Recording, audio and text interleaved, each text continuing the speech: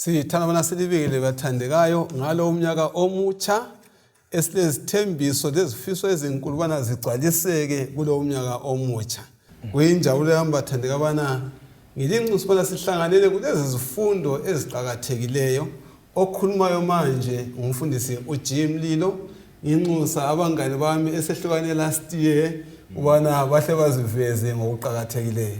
Siyabonana njalo unyaka omutsha sibonga inkosi esigcinileyo Haleluya yasivikela inkosi inhle okhulumayo umfundisi uDube kasingene esifundweni ngomnyaka omutsha ngamandla amatsha inkosi sithungamele. Amen. Siyabonga. Amen.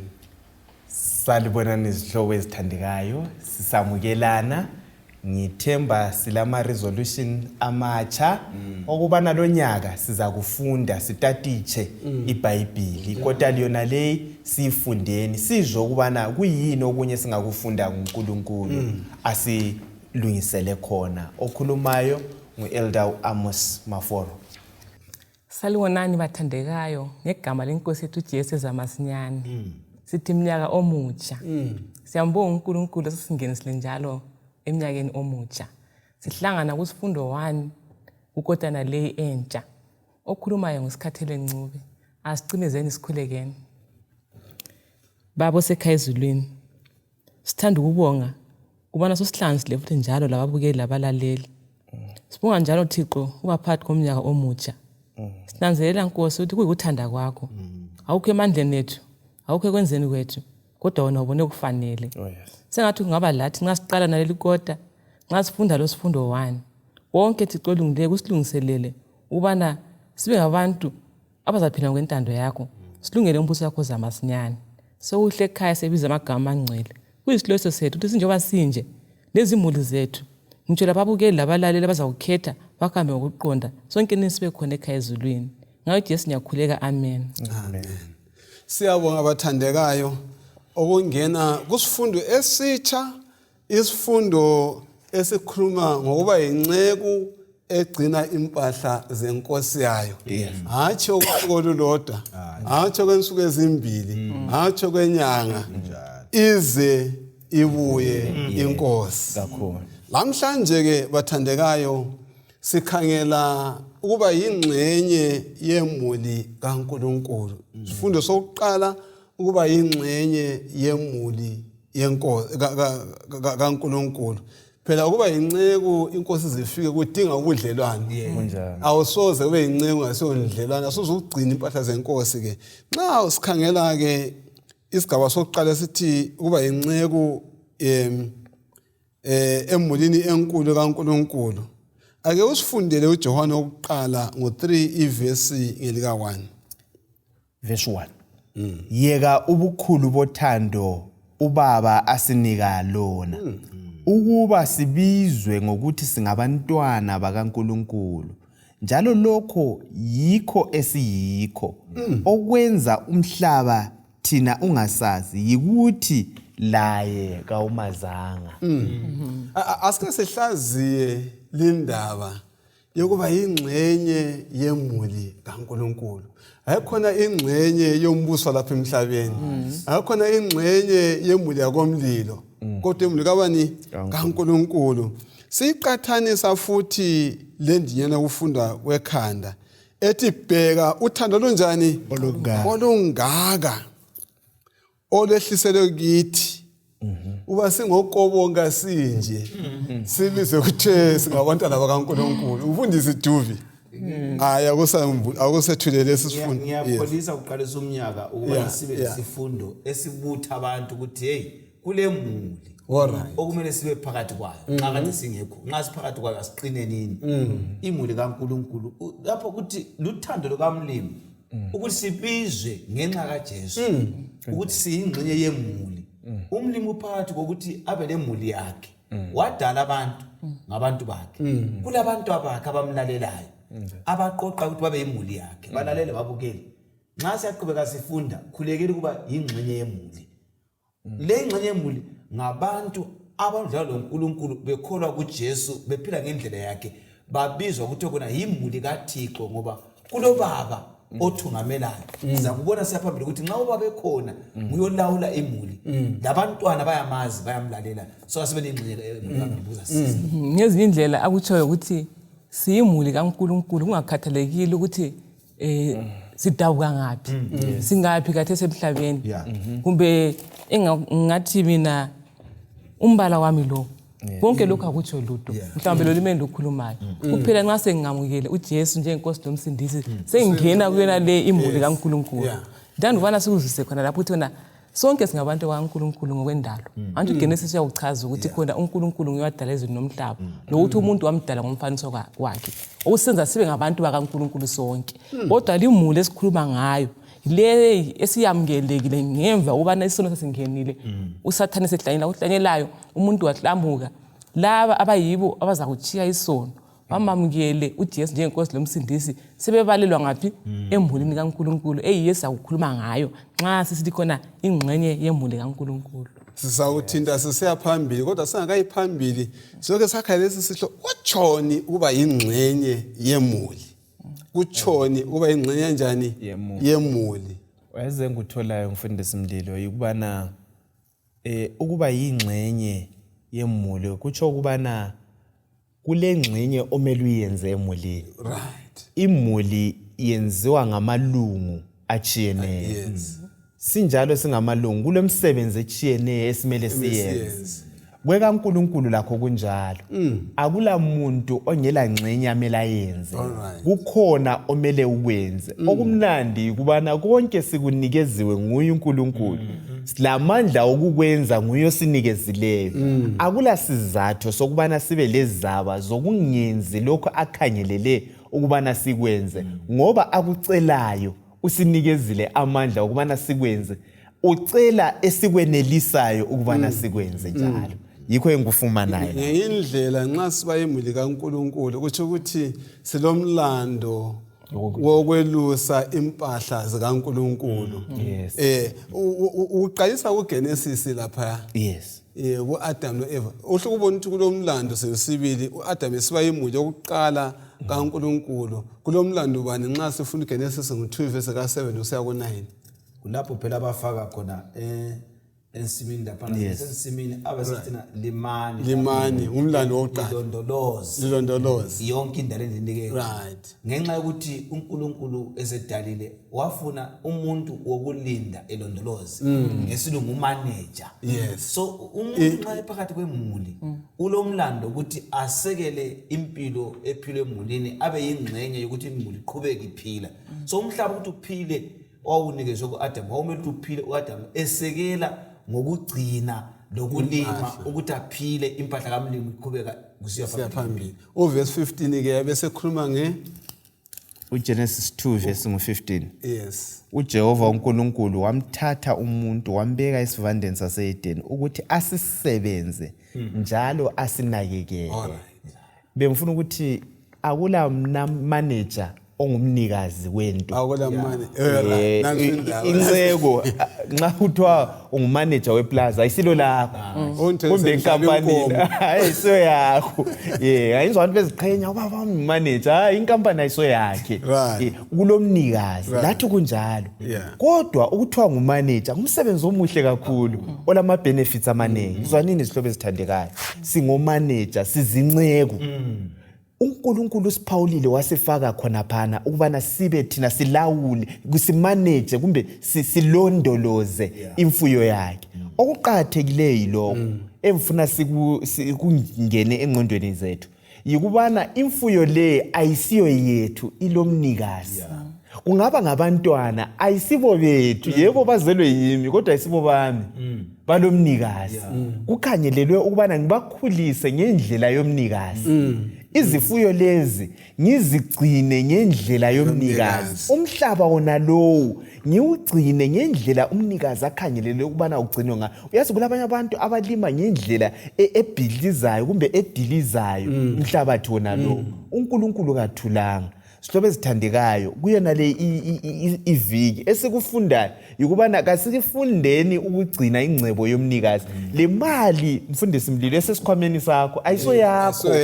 ngiyomnikazi lokuthi uyisebenzisa njani ngemva kokukhipha kwechumi lemnikelo eseleyo futhi ayisoyakho ilomlando ngayo yikho engikutholayo khonapho kundlela kwaziwa ngekhanda yeah lokho ngikhangela uthando olumangalisayo uNkulunkulu asithande ngalo alright uthi asibize ukuthi khona singabantwa bakhe lekwazi ukuthi umuntu ongubaba ngekhaya nguyokhangela imuli uyinhloko yomuzi ngakho uNkulunkulu simbona esivezela uthando lwakhe ngokuthi asidike ama-provisions ama-day to day provisions ethu kazange asisekele ukuthi khona bazazibonela sithola lapha noGenesis ngo-2 verse 9 ukuthi khona inkosi uNkulunkulu yamilisa emhlabathini zonke izihlahla ezibukekayo lezilungeleyo ukudliwa so siyathola ukuthi ukudla kunjani kukhona enhlabathini kunje kathesi kuzwekazi lase-Afrika isikhathi sezulu abantu bayalima ngithi khona kukhana kuyikunakekela kaNkulunkulu akulo zathi khona mina njani ngiswele ngoba ngitho lo mnyanga lonothileyo inhlabathi njani ikhona lezulu njani linela wonke umuntu zokuthi last year liqayisile liphangisile ukuthi line liqasa ukuthi khona lapha kuDecember kwaphana siyakubona khona ngizwa sisithi thina 1 siyimuli kaNkulunkulu number 2 uNkulunkulu okhalwana njengemuli sibe lomlando number 3 usinikele lempahla zokusebenzisa emulini uthi lothena izihlahla wahle wasinika watsho ukuthi yena imali esisikhwameni ngekabani kaNkulunkulu nguyosivumela wana siyibutha leyo mali ayinti kunjalo sibudgetele leyo mali singayichithi nje buchapha sibuyisela kwechumi into yokuqala lemnikelo kuNkulunkulu isabatha njani ngesabatha sikhuthaze abanye abantu bana labenze njani benze njalo umsebenzi wevangeli njani uhambe uyepha yikho sakuthinta phose iviki lonke lamhlanje ubana sazi ngemilando esilayo umuntu bathandekayo nxa sifunda uthiwa unikiwe ini inhlanhla kutshona khona inhlanhla lemlando okay ngengxenye yemuli ukuthi unikezwe ithuba lokuba semulini ungazi ukuthi ubhadalishe kuba semulini leyo kumbe kulento eyenzileyo ingumusa owezulu uthiwa inhlanhla ukuthi sibizwe ukuthi singamadoda namadodana zombuso wezulu sibe semulini bese sithiwa phakathi kwemuli leyi nangu kumele likwenze kodwa okusebenzisayo ngiyalinika kanti kuyilo kwenu yonke into esilaka siyitholanga sivelanga sinikwe nguThixo so inhlanhla ukubizwa ukuthi ngingumntwana mina isono ngisuka kuso ngamandla ezulu kanti kumele ngibandezele ngiphile emulini yesono sengikhutshiwe wakhutshwa mlaleli sesisemulini yokulunga sisenza ukulunga ngamandla ezulu ayazi ngikutholayo ekhuluma umfundisi uDube lapha yikubana sonke singamalungu emuli lapha kukhona okukhangelelweyo ukubana sikwenze wonke umuntu akula muntu olilungu lemuli omela zihlalele kukhona esimele sikwenze ukuncedisa ukubana imuli ithuthuke iye phambili ukungconoza imuli kodwa kumnandi ngalokho yikuthi konke khonokho esikucelwayo ukuthi sikwenze silamandla ukukwenza siyenelisa awucelwa ngongeke wakwenelisa laye ubaba wethu usinikezile amandla awakhona lamatalent ukuthi sikwenze sikwenzile khepha inengi lethu siyathatha sigqibele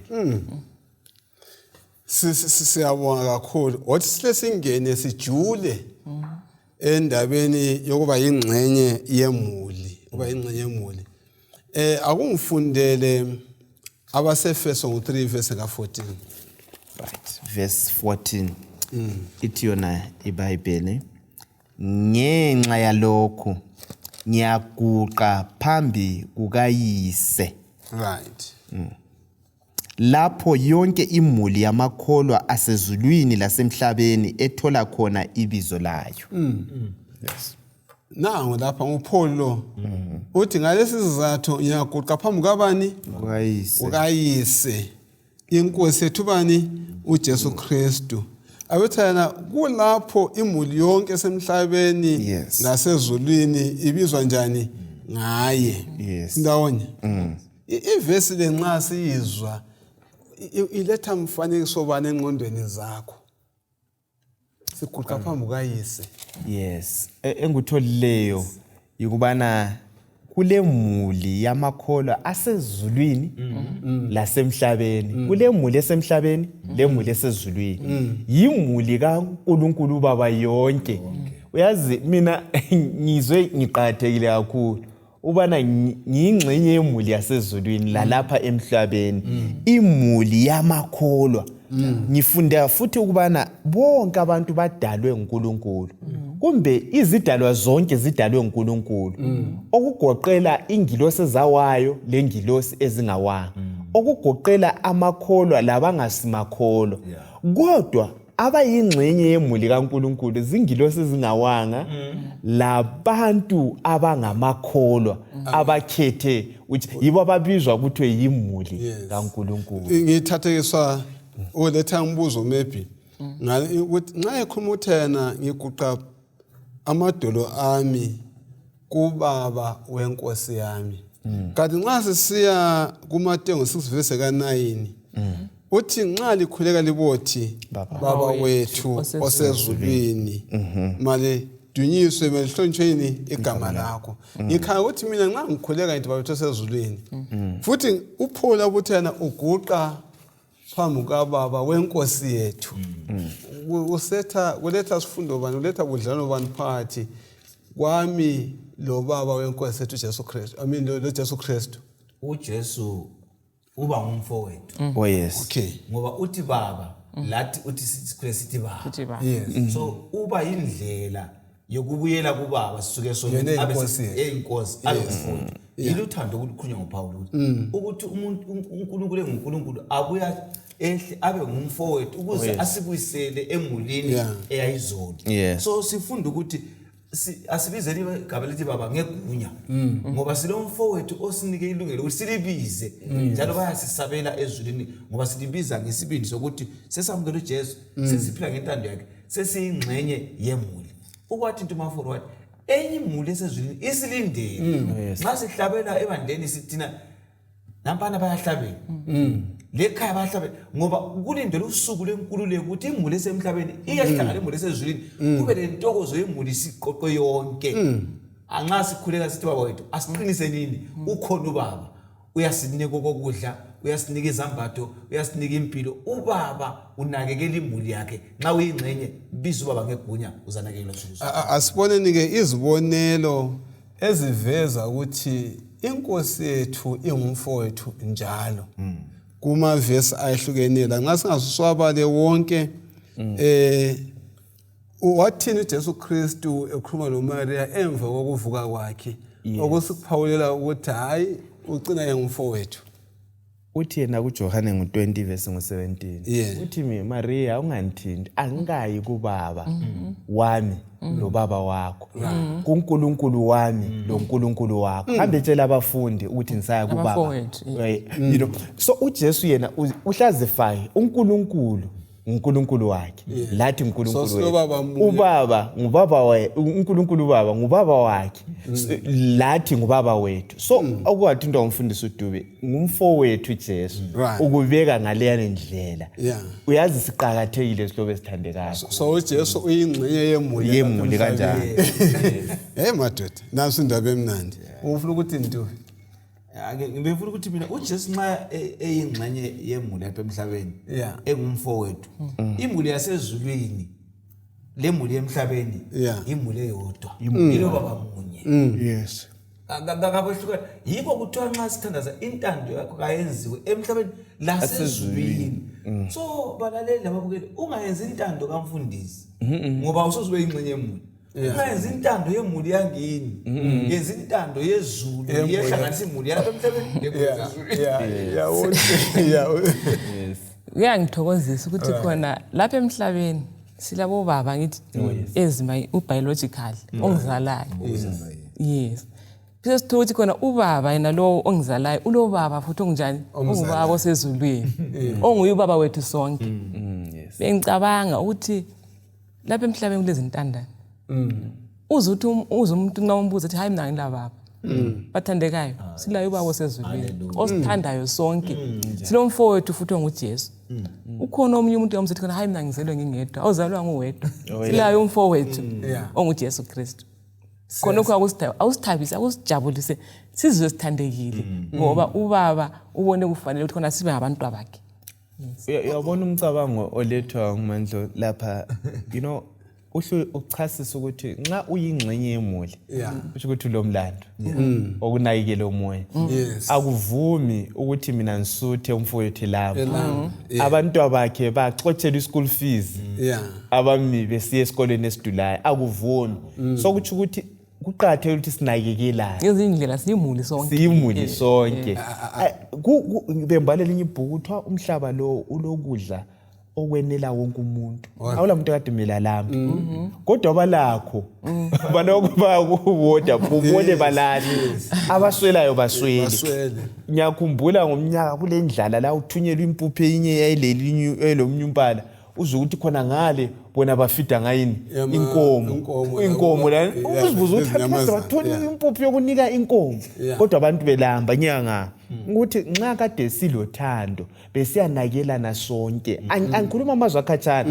even khona lapha sonke bekungiyela okade ezaswela nxa kade singanakela even emulini komlilo khona pha singanakekelana sonke sishare ama resources ala akumuntu kade ezaswela ebeyakwenela uhlupho yibugovu ukuthela yonke into akumfundele eSotho songo 3 verse ka10 verse ngo10 ithi yona ngakho suka uhambe ngikuthuma kuFaro ukuthi uyekhupha abantu bami abako-Israyeli elizweni laseGibhithe.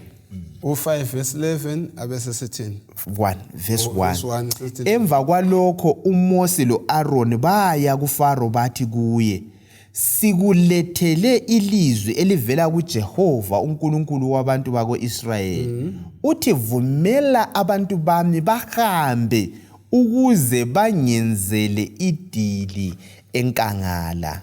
Amavesi la mfundisi dadewethu siwezwa esithi esivezelani maqondana lendlela uNkulunkulu asiphatha ngayo usiphatha njani uNkulunkulu usikhangela njani uNkulunkulu uthini ngathi uyini okwenza sikhuthale kusiqinise nxa sisizwa indlela asiphatha ngayo ngomfanekiso nalo Galatia 3 la verse 26 sibona uNkulunkulu siba lo ezinika umlando wokubuyisana lathi ukuze sibe lobudlelwano laye sibe yingxenye yemuntu so uthando lolu lusitshengisa ukuthi ubaba esimbiza ukuthi baba kaso baba lwana othanga lo mntwana aphunga uchiya sikhambeni yena ngoba bokwaziyo lapha esikhona ebuntandaneni uyafika umntana umseyintandane nangu ngimtshengisa ukuthi ngingubaba ngikhona ekusweleni ukhona uGalatia 3 verse 26 uthi ndaba lonke lingamadodana kaNkulunkulu ngokukholwa kuKristu 29 uma lingabaka Kristu ngalokho liyinzalo kaAbraham lezindlalifa mayelana lesithembiso uNkulunkulu utshengisa ukuthi kusukela kuAdam ulokhe ngubaba alright uAbraham ngoba ngubaba wokukholwa wadlula uthi lana eliphila khathesi lingangikholwa njengoAbraham ngubaba wenu lemphinde nguyihlo so liyinzalo yakhe amavesi la afuna ukusitshengisa ukuthi uNkulunkulu ulobudlalo lathi uyasinakekela singakhala singali umusa wakhe wokusinakekela kasamukeleni sibe yingxenye yemuli kaThixo bese sithatha uJesu njengomfowethu sikholwa ukuthi nxa umfowethu enguyimsindisi owathi uAbraham ngumuntu wenhliziyo yakhe lathi sizithanda zakhe ngoba lathi sindawonye la akucabange umhlaba wonke siphathana ngokwazi ukuthi lo uyingxenye yemuli yami sonke siphathana nendlela kambe singaphathana kanjani omnye komunye na lingakawuphendula umbuzo ngilomntanami bazangixolela kodwa ke akusekho ngendlela ngiyasengifisa ubana ngikukhulume angababona abantu abahlala lomntanami eHarare wafika khona ngale ngenxa yomngane wakhe abefunda bonke wasithi hayi hamba ngekhaya sesiyabuza manje ngizabhatala rent engakanathi hayi mntanethu awubhatali rent yenza izifundo zakho khona ngale elokhozeleni esibhedlela uzuyeqeda umnyaka wonke nansi iroom othanga le room kulombheda kulezitofu la yonke le fridge sebenzisa mntanethu vele kasibazi ngikhona ngizakuyababona ngiyababonga ngisaselapha esifundweni soneso ukuthi umcabango okwazi ukuthi imuli inye ayawona indaba ufuna ukukhuluma ngale ndaba ukuthi kuletha ukudiliza kwento khona kuyadiliza imiduli ebekiweyo yobandlululo bayithi kule racism ongamayisms lokho itribalism even ukwehlukana ngobulili bethu ukuncindezelana lama-class abayithi classism lokukhethana even nepotism bona lapho bekuyadiliza uyabona nxa ukhangele omunye umhlobo ungaba likula umbone ngumntwana wasezulwini simsekele khonokho ngangakuthinta uqala ukuthi lama resources esilawo emhlabeni bese yakwabelana kungabi ukuthi bana lokhu ngokwami ngedwa ngigodla njengamaKristu nxa kade singakuthatha ngendlela yena le bekuyakwenza ukubana ilizwe lethu libe mnandi lokho vakatshile kwazi ukuthi ngiyamukeleka awusokuthi anti omunye umthetho lwana uqhakathekileyo uthi wothanda umakhelwane njengoba unjani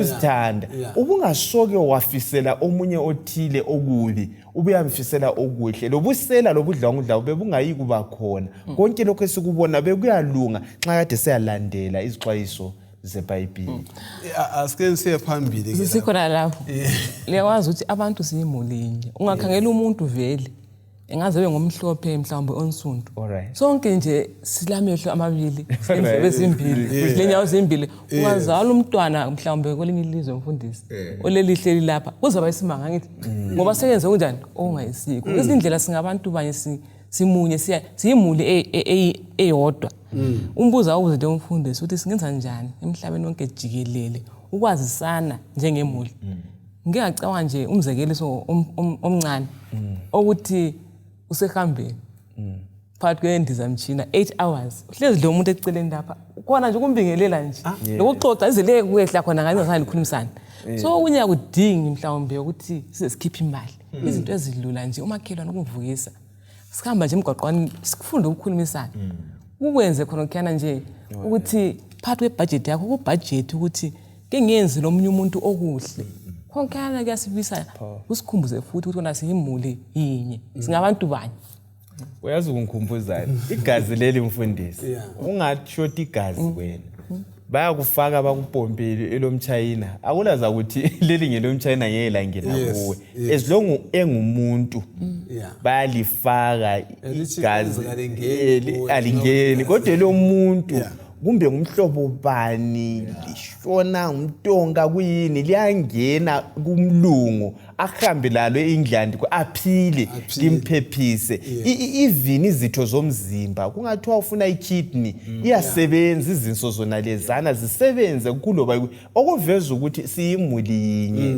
okulethwa ngudadewethu lapha nxa kade singakuzwisisa kungasilamulela intweni eziningi sikhuluma isifundo sekota lesi lokho sikhuluma ngenceku egcina impahla zenkosi yayo ize injani ifike nxa sikhuluma ngemuli yangekhaya yimi engisebenzayo ngilabantwana sithe balemlando angithi balemlando kodwa ngenxa yimi engisebenzayo awumlando ukuthi babona ukuthi bayapheka bayageza benza yonke into angithi yimi umnikazi wempahla lapha ekhaya akusifundele usihlawulelo ngo-50 verse ka-10 lo-50 lo-12 up to 12 ngoba yiphi inyamazana yegazi ngangeyami lezi nkomo ezisemaqaqeni azinkulungwane ngazi zonke izinyoni ezisezintabeni lezidalwa zeganga ngezami aluba ngangingolambayo ngangingekulitshela ngoba umhlaba ngowami lakho konke okukuwo uJehova uthi into zonke lezi njani ngezami amavesi la alasifundo bani alodabo bani lama achoni aleqiniso bani kithi lama vesi asikhuthaza wana siphathe njani impahla esezandleni zethu inkomo konke wona kusezandleni zethu njengoba lijile umfundisi ukuthi uNkulunkulu ongumnikazi wento zonke Konoko kodwa kuhle kungikhuphe ekutheni ngilento engilayo. Umzimba engilayo asowami. Oh yes. Ngingabamba imali asoyami. Ngingathola umama umkami kasowami. Ngimnike umntwana asowami. Oh yes. So kungitshengisa ukuthi umuntu ngumafika into zikhona. Alright. Kumele aziphathe ngendlela yomnikazi. Yes. Akwazi ukuthi umnikazi wezinto ungikhangele.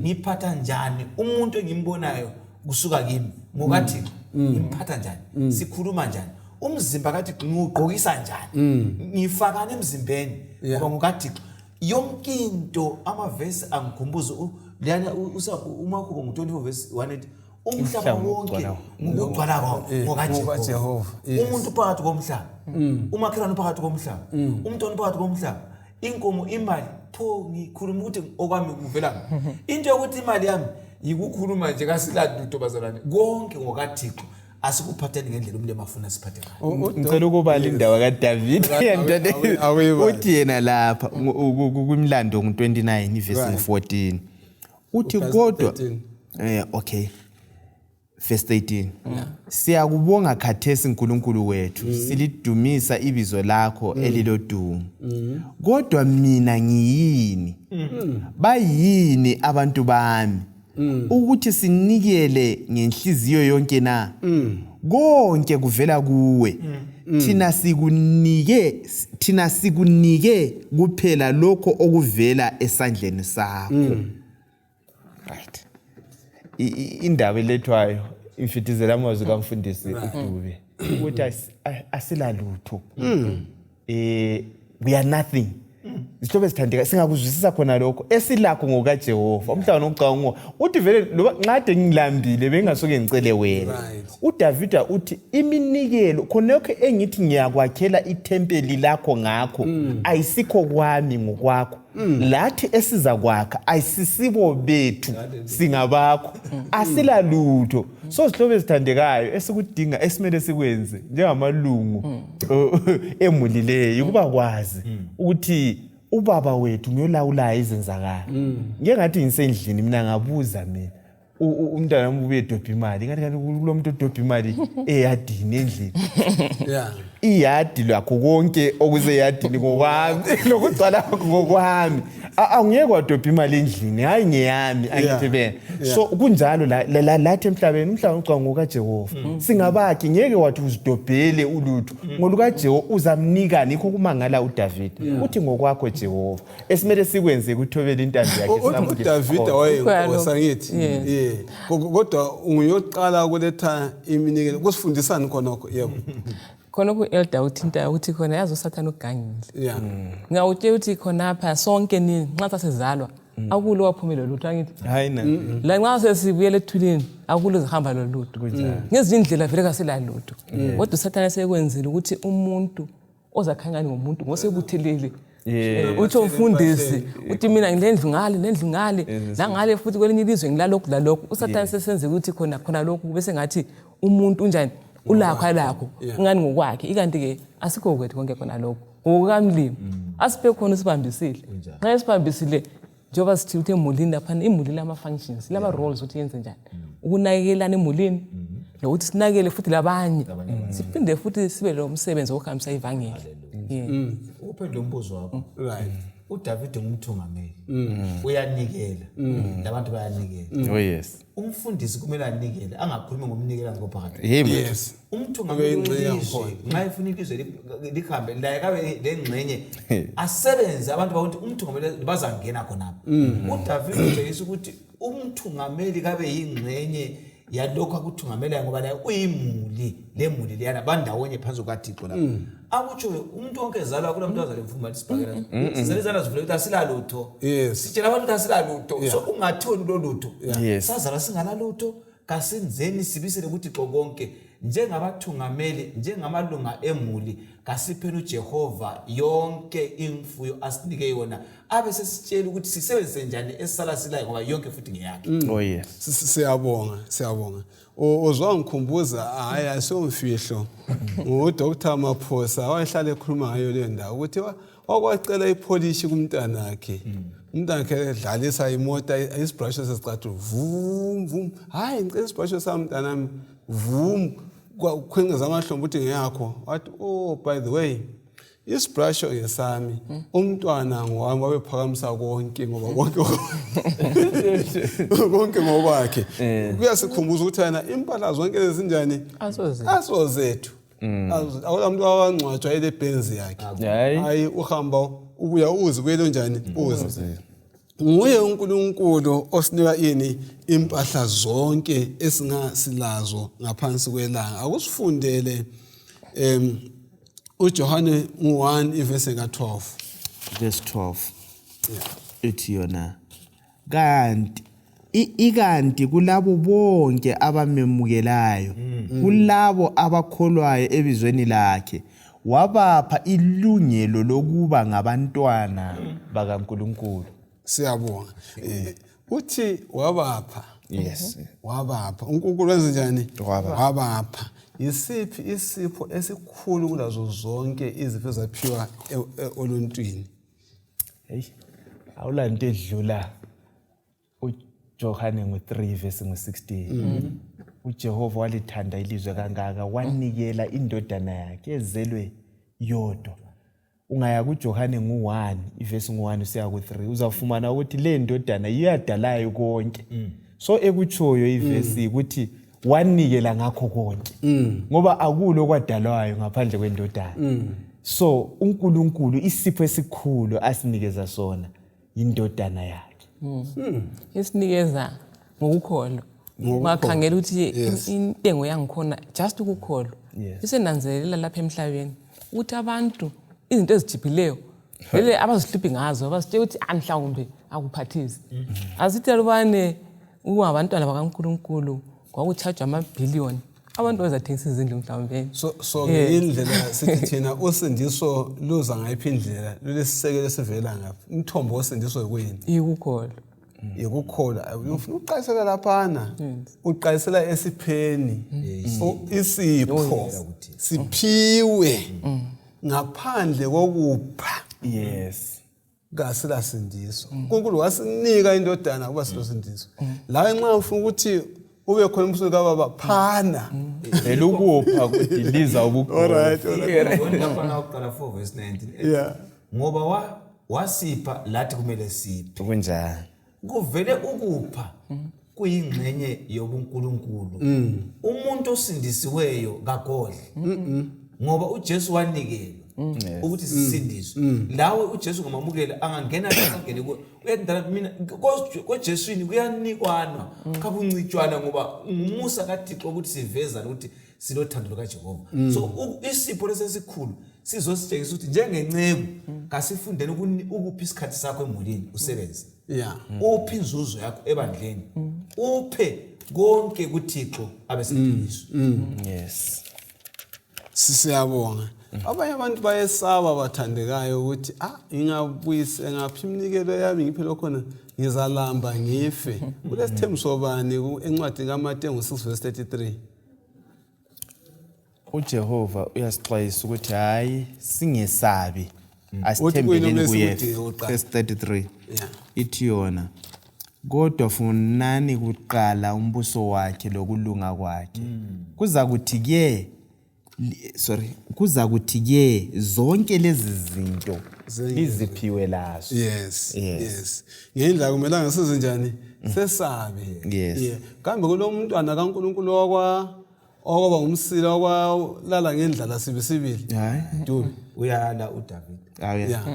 Lokho ngathi tshila yingwe. Angabona olungileyo elale lampili. Yes. Ngoba uNkulunkulu uthe kona ngizakuba lana umhlaba uziyephela. So nxa umuntu akaThixo lala nje behle. Ngoba uThixo uthi ngiyakunaka okwakumele ukwenze lemele ukwenze lami ibalale yikusebenza uThixo angithengi kwenze. Lokumkholwa lokubuyisela okwakhe ngendlela yakhe bese ngiclaim ukuthi inkosi ngicela izithembiso zakho ngoba mina sengenzile uthe ngikwenze.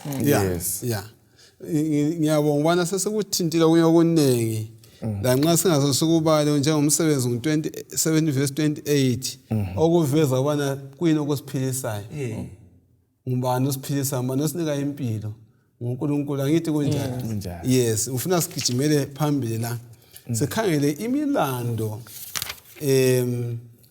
yabantwana bakaNkulunkulu emulini imilando yabantwana bakaNkulunkulu emulini ukuthi kanti yona siyingxenye yemuli sikhuluma sathi nxa uyimuli yami kumele ngibone ukuthi nxa ngikunika impahla yonke kumele uthelele kumele watshe awusophasile kuphela endlini hayi abasifuna sibe ngamaphasile emakhaya ethu uDeuteronomy 6 verse ka5 lo Matthew 22 verse 37 uthini Thanda uJehova uNkulunkulu wakho ngenhliziyo yakho yonke la ngomoya wakho wonke kanye la ngamandla akho wonke.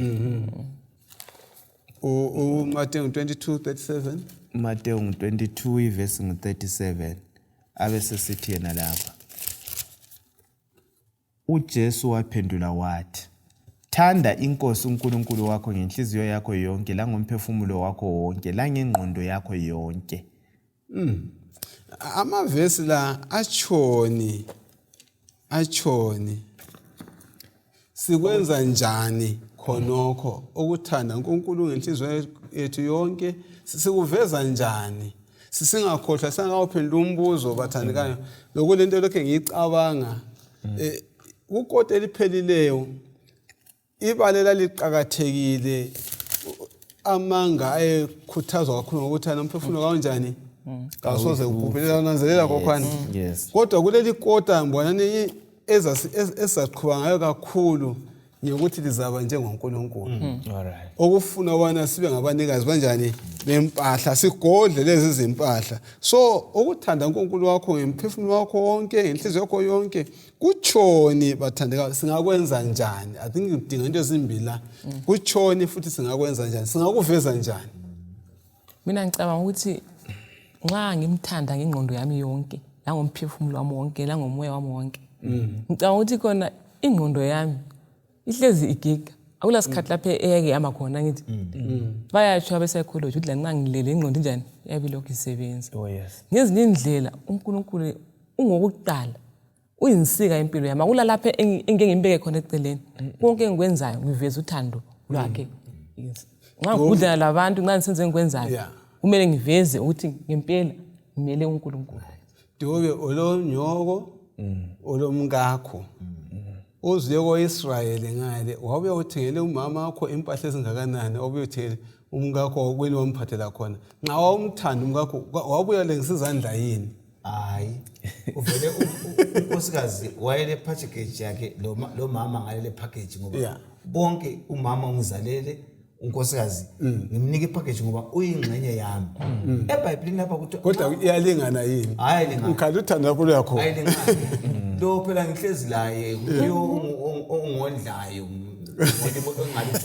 bonke ngizila konke nxa ulothando uyapha uyalalela futhi lo othi lothando kuye lapha ukuthi uma simthanda siyakuyigcina imiyalo yakhe ngoba futhi kayinzima kayinzima ungabona sithi uNkulunkulu siyamthanda siyingxenye yemuli yakhe sisala ukugcina umthetho wakhe kasikamazi umndeni ngoba uthando ngumthetho kaMlimi eyakuqala ithando uNkulunkulu enhliziyo yakho yonke ngufo nxa umthando ugcinisa abathi nxa umthando ukhonza izithombe kodwa eminye ezithupha le ungathanda omunye umuntu nomlimi uyamthanda ngoba wathanda omunye umuntu so indaba lapha isekuthini umlando esila njengamaloku yemuli yikuthandana sithandele uNkulunkulu sigcwalise umlando kaThixo yes ingqondo zethu yabona esikucabangayo sigcina sesiphumisela ngezenzo yikho kuthiwa ingqondo yakho yonke nomphefumulo wakho wonke namandla akho wonke ipackage yonke akula lapho kuselela khona ngawe wonke uthande uNkulunkulu umkhonze uyabona singazinikela siphelele kuJehova siba zinceku eziqotho okunye ngokuzibonakalisa phela uNkulunkulu yikwethe nxade ndlamile bengasoke mbuze wena akafuni imali yethu akajomba sesike sakuletha ubana konke khona okwesilakho vele ngokwakhe umphefumulo ophefumulwa ngowakhe angawumisa nje so konke lokho esikuxoxayo esimele sikwenze kusiza wena akusiza uNkulunkulu kusiza wena kwelapha ubugovu ukuze ukuphileke labanye abantu ube ngumuntu opheleleyo ube ngumKristu kwelatshwa wena ngifuna ukufithizela yona le ngqondo ukuthi imilando le omele uyenze emilini inceda wena ekugcineni kwakho. Akusibale uDeuteronomy 10 verse 12 to 13. Verse 12 to 13.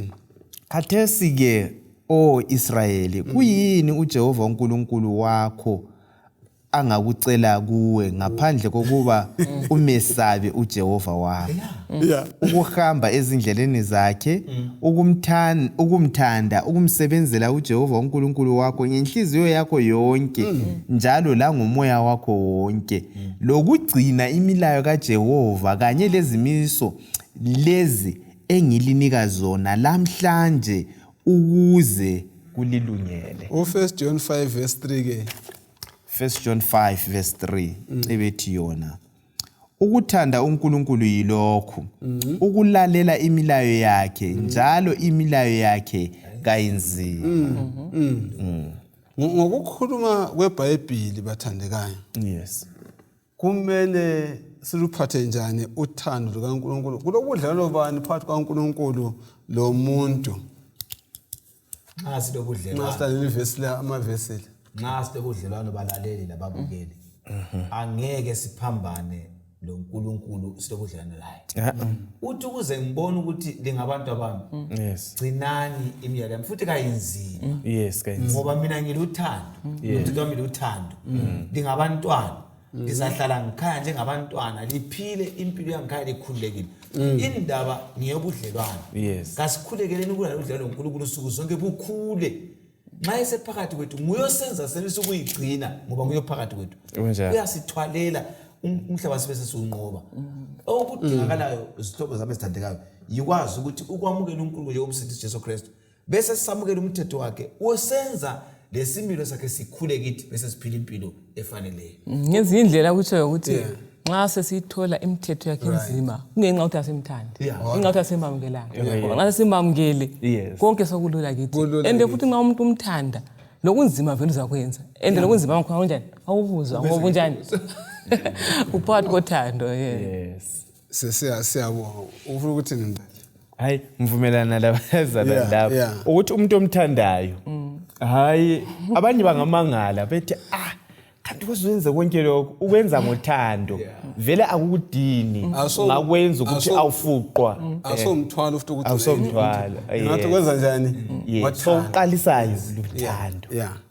Siyawo ngitsho lokumsebenza ngoba ivesi lana ithinte lokusebenza ungabona ukusebenza uNkulunkulu sokumthwalo ukuthi kulolu tholo khona phakathi kobudlelwano bakho lobani loNkulunkulu nxa simthanda ngiyayihlawula lami ngoba ithi I will go akho nto ngihlawule ngomlomo la ngezenzo kule njani ngihambe akumfundele uMateyu 6 verse ka19 kusiya ku21 verse 19 Matthew 6 verse 19 kusiya ku21 yes verse chapter 6 verse 19 lingazibutheli inotho emhlabeni lapho okubhubhisa khona inondo lokuthomba njalo lapho okugqekeza khona amasela abe kodwa zibutheleni inotho ezulwini lapho kungayabhujiswa khona inondo lokuthomba njalo lapho kungagqekezwa khona amasela ebe ngoba lapho inotho yakho ikhona kulapho inhliziyo yakho iza kuba khona. Ngoba angakabali izindaba ngiyabona omunye umfanekiso lapha ku social media eyindoda okuthiwa ibe umcebisi kapresident bayifake lapha ishaye isudu edulayo enathisa amanzi kodwa base siyathi eceleni bathi izolo ngeminyaka enye kuseminyakeni enye khona lapha eAfrica ube yilokho kodwa namhlanje bafaka ipicture egqoke ibhrugwe so elaliyisudu kudala nganxanye kuyihalf ane kunjani uthule kuyisitsha kancane uyibhega uyihamba ecela ukudla emalayinini ngubani ongazange afunde ngendaba lapha abantu bazuza inotho bathintitheka kwaba ngokunye kodwa ngemva kwensuku ezithize sebelahlekelwa ilezo mpahla. Anti isinto esisho njalo siyana bukhosi njani? Amazolo. Amavesi owafundileyo la asifundisa amaqiniso. uKristu ufana asifundise amaqiniso obani maqondana lapho inotho yethu esingayifaka khona. Kumele sifundeni ngenotho yethu bana sifaka ngapi. Sithola inzuzo emhlabeni konalo. Asifundeni balela abukela ukuthi inzuzo yonke ivele kuJehova. Bese siyiphatha ngendlela elawula ngayo uThixo elizwini lakhe. Ngoba inotho singayibona ngani ngeyethu. Singasayifaki kuThixo ngakuthi khona sifaka inotho ezulwini. Kuthi ukuthi uNkulunkulu asimenzele kuqala. Ngingaba lenzuzo abe nguyolawulayo emalini yami. Alawule embuzini zami, enkomeni zami. Kunzuzo engilayo angalawula yena, kungabi yimi. Inotho yami iyabe isezulwini ngoba ngiqala ngoThixo abe sengitshela ukuthi leseleyo ngiyisebenzise njani. Ukhulume into engicabangisa ukuthi ngilobaba engemaziyo oyile mabhasi ay more than 13 ayesuka edolobheni lekhwekhwe lapha eZimbabwe la. Uphuma usiyehla usiyabhuka. Enothile ukhulu ozala ubaba wasukelwa khulu wayamvakatshela ukuyamchumayeza. Wathi umlimo kasebenzi ngilento zami. Kodwa sesifa wayesefidwa ngikhaya ehamba ngenyawo. Kungasela bus, kungasela stolo sokuhambela umnikazi wakwayemnikeni. Inotho yomhlabeni ingaswela uThixo iyaphapha ihambe. Kodwa singakwazi ukuthi kulokwechumi, kulomnikeli, kulokwakha ichurch, kulokukhupha imali yokuhamba siya kuma effort, kulokuseka umsebenzi kaMlimo, uNkulunkulu uyakubusa kugcine ngoba uyifaka ezulwini ngoba ibizo lakho lempilo yakho ibhekwe ezulwini. Ngiyindlela uyaqinisa ukuthi into zapha emhlabeni ungafaka inotho yakho lapha emhlabeni kuyachabalala konke. Ufuna ukuthi sibe mfuna ukuthi khona mina ngizacazisa ukuthi kade vele inotho yekuyini. Mina kimi inotho ikwazi uJesu. Amen. Ukukhetha uNkulunkulu sakhamba kona namhlanje. Lokho ku physical enza uthola, nguthola ngoba nguphiwe nguye. Asiyo notho. Umphile ukuthi ngikusebenzise emhlabeni emulini yakhe esikufunda ngayo namhlanje. So ngezinye indlela angiinvestanga intokozo yami injabulo yami ayikho ukuthi ngilana ku physical. Isekuthi ngiyamazi ubaba njalo ngiyamsebenzela. Ongangokuthi lanxa kungachabalala konke ngibuswele konke kodwa nxa lokho engiloba abantu lokho engilayo uJesu babukeli labalaleli ngilakho konke lentokozo lanxa kungenzakala ngilale lokho ngilentokozo ngoba zabe ngivuke njani ngibe layo ubaba. So ke inotho asidefine ukade vele inotho kuyini.